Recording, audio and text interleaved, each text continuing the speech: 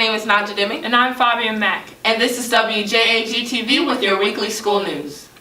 Seniors, please remember, it's time to pay your senior dues of $80. This gets you your senior picnic, senior breakfast, your senior t-shirt, 2017 hoodie, your senior picture, and your gift from the school. You can pay it all at once or you can make $20 installments. Please see Ms. Willis in room C203 to pay your dues. Again, JAG Spirit Wear is being sold in the front office. You can choose from 2 designs and they are only $10. Please stop by the front office between school hours to see Miss Walker, Miss Link, or Miss Herb to pick up your shirts. The ASVAB test will be administered here at Cedar Shoals on November 16th from 9 a.m. until noon. Please stop by the counseling office to sign up. It's free. There will be a boys and girls interest meeting for all students that are interested in playing soccer Monday, November 7th at 3:45 in the Media Center, and another meeting on November 17th at 5:45 to 6:30 for parents that are interested players to receive important information. The Cedar Shoals Fine Arts Department will be hosting a Fine Arts Night on November 15th at 6:30 in the Cedar Shoals Theater. Come experience dance, drama, student art, and much more. You can buy tickets in advance for $2 or you can pay $3 at the door. There will be dessert and coffee on sale. And remember, this is a red carpet event, so be sure to dress your very best. Now to Kayla Davenport with your weekly sports and student news.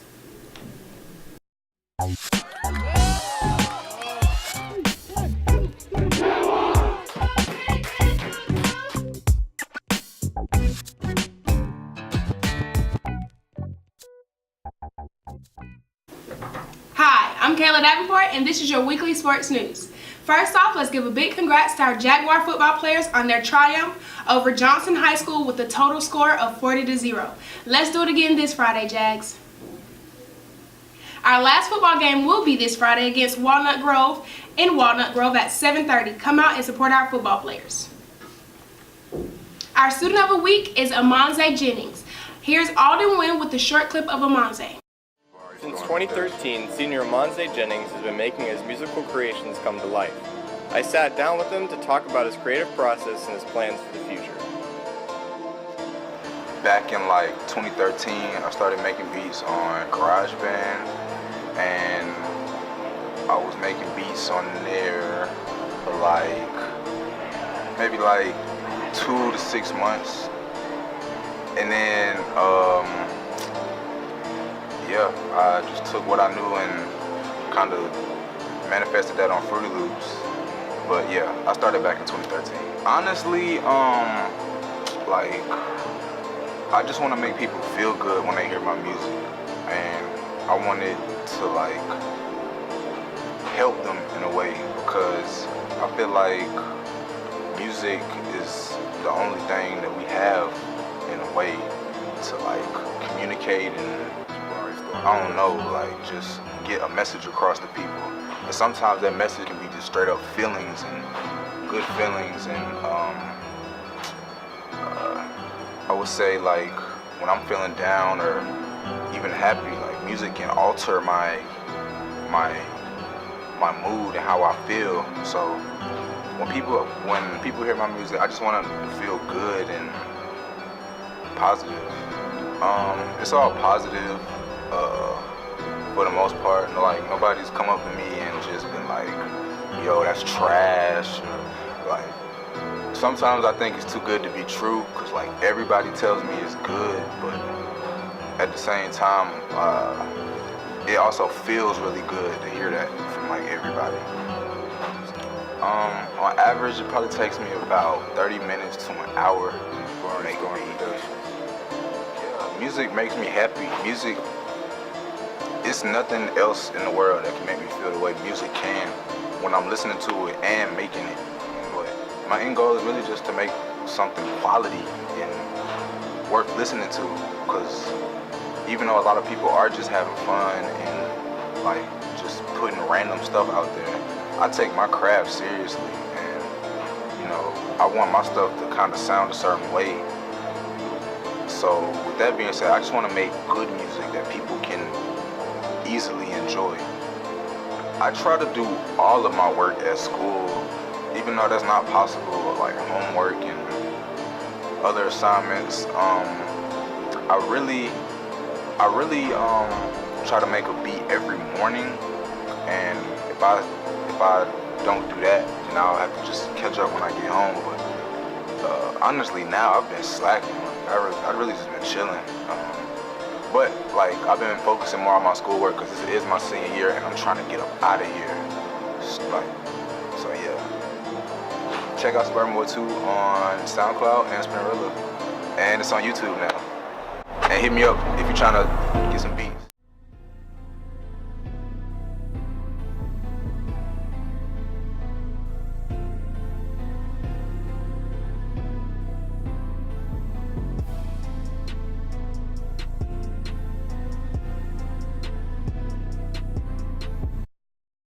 Our student journalists Lauren and Lindsay Chin explore buses in Athens with Athens For Everyone.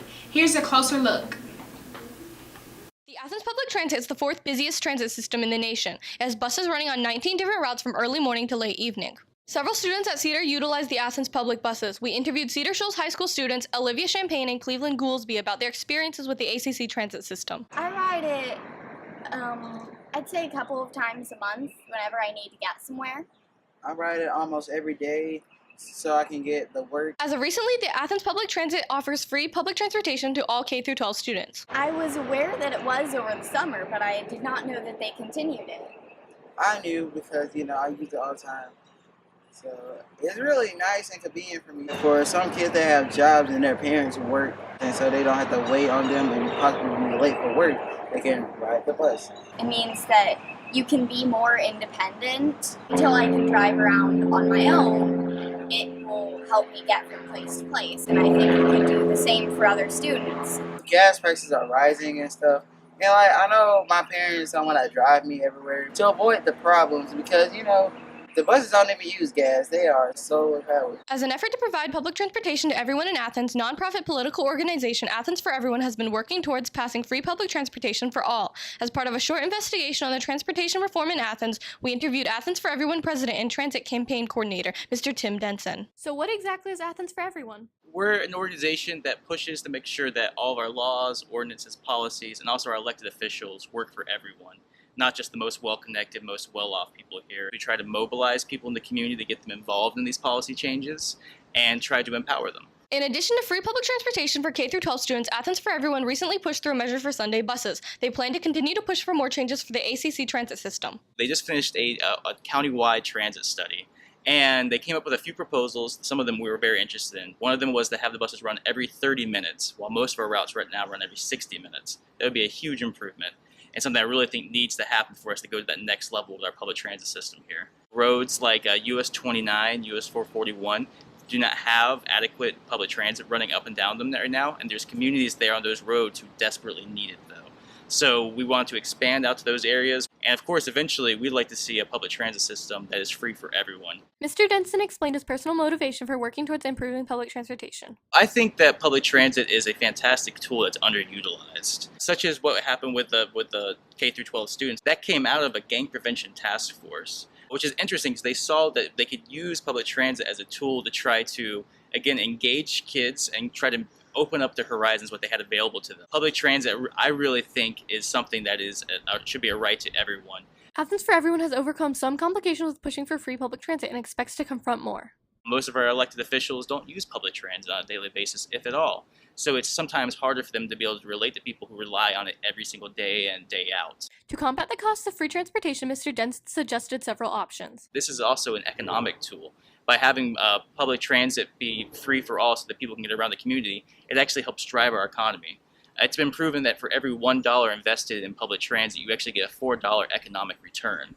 Having fare boxes on our buses, running and maintaining them, costs us tens of thousands of dollars.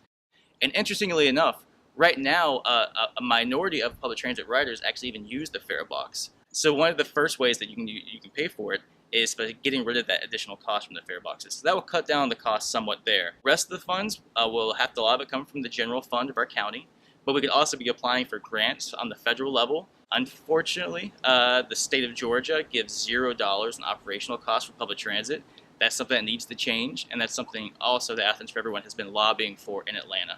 Public transportation will continue to shape the lives in our community, and we hope for the better. One of the biggest arguments we have for Sunday bus service was that, listen, we have people who 6 days a week, they can get to their jobs, they can get their groceries, they can get to a pharmacy, they can get to a doctor, they can get to the park.